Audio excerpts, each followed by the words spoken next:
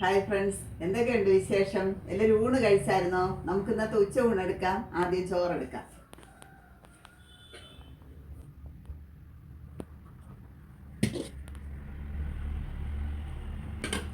ചെറുപയർ തോരൻ വെച്ചിട്ടുണ്ട്, ആദ്യം വയ്ക്കാം.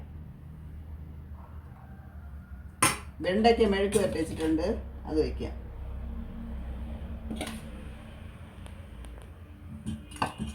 പരിപ്പ് കറിയാണ് വെച്ചിട്ടുള്ളത്, അത് വയ്ക്കാം.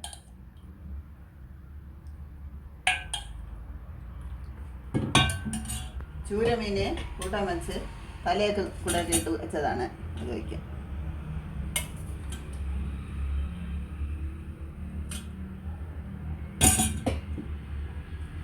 മാങ്ങാച്ചാർ വയ്ക്കാം.